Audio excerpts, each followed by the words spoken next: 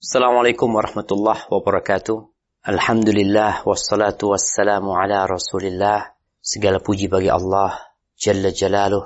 Salawat dan salam semoga senantiasa tercurahkan untuk baginda Nabi kita Muhammad alaihi salatu wassalam. Amma ba'd, kaum muslimin yang semoga dirahmati oleh Allah Jalla Jalaluh. Kita lanjutkan kajian kita.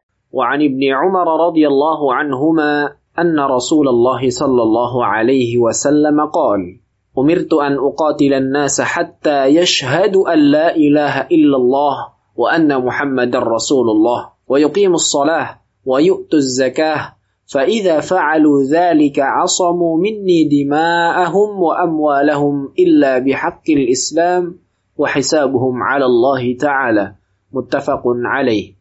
Dari Abdullah bin Umar radhiyallahu anhuma bahwasanya Rasulullah sallallahu alaihi wasallam bersabda, "Aku diperintahkan untuk memerangi manusia sampai mereka bersaksi bahwasanya tidak ada ilah yang berhak disembah selain Allah Subhanahu wa taala dan Muhammad adalah rasulnya, mendirikan salat dan menunaikan zakat. Jika mereka telah mengerjakan semua itu, berarti mereka telah melindungi darah dan hartanya dariku, kecuali dengan ketentuan Islam. Adapun perhitungan mereka terserah kepada Allah Subhanahu wa ta'ala. Muttafaqun alaih." Barakallahu fikum jamaah. Nah, ingat berkaitan dengan bab menghukumi manusia dengan zahirnya. Hadis Abdullah bin Umar Ibn Khattab radhiyallahu anhuma di sini menunjukkan bahwasanya peperangan dalam Islam itu bukan hanya pembelaan.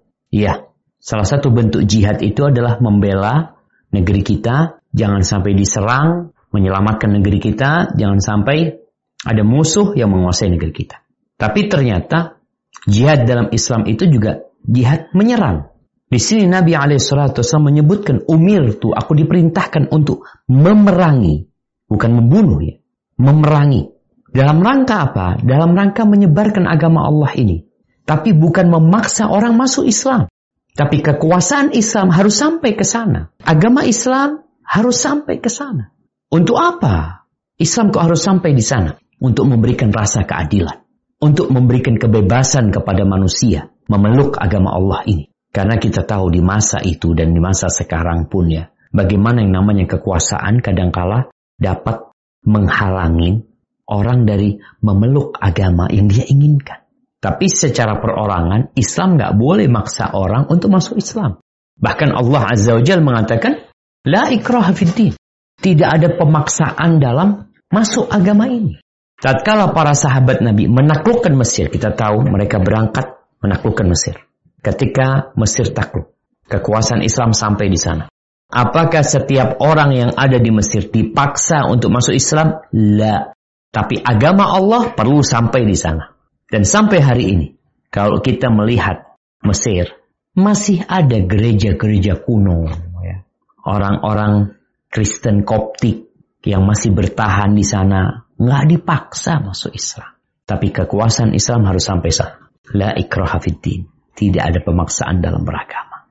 Palestina, ketika umat Islam sampai ke Palestina, apakah orang-orang Yahudi yang tinggal di Palestina atau orang-orang Nasrani yang sebelumnya berkuasa di Palestina, mereka dipaksa untuk masuk Islam? Tidak. Tapi kekuasaan Islam harus sampai di sana agar setiap manusia dapat merasakan rahmatnya Islam ini. Dan mereka memiliki kebebasan untuk memeluk agama. Yang mau beriman silahkan, yang tetap mau kafir silahkan. Tapi agama ini harus sampai di sana. Ketika Islam sampai ke Persia, sampai ke Iran, apakah orang-orang Iran dipaksa untuk masuk Islam? Tidak. Buktinya yang membunuh Umar bin Khattab radhiyallahu anhu siapa? Abu Lu'lu'ah al-Majusi. Yang membunuh Umar bin Khattab itu agamanya Majusi. Di mana dia? Tinggal di Medina. Apa dia disiksa, dipukulin agar masuk Islam? Tidak. Tapi kekuasaan Islam sampai ke Persia. Tapi memaksa perorangan untuk masuk ke agama Allah? Tidak. Sekali lagi, la ikraha fiddin. Tidak ada pemaksaan dalam beragama. Kalau ada yang berpandangan bahwa Islam ini tegak karena pedang, ya, penyebaran agama ini karena pedang. La. Gereja-gereja dibiarkan berdiri. Orang-orang melaksanakan peribadatan mereka dengan bebas. Sesuai dengan aturan yang ada. Dan kembali kepada hadis ini. Nabi SAW mengatakan, aku diperintahkan untuk memerangi manusia sampai mereka bersaksi, bersyahadat. An la ilaha illallah wa anna Muhammad Rasulullah. Ya udah ngomong. Mereka mendirikan sholat, mereka membayar zakat. Kalau mereka melakukan itu secara zahir, dia ini bersyahadat, dia sholat, dia bayar zakat, dihukumi muslim. Darahnya mereka terlindungi, hartanya mereka juga dilindungi, kecuali dengan ketentuan Islam. Yakni ketika mereka melanggar pelanggaran-pelanggaran hal-hal yang dilarang, maka hukum ditegakkan kepada mereka walaupun mereka muslim. Karena Islam agama yang menegakkan keadilan.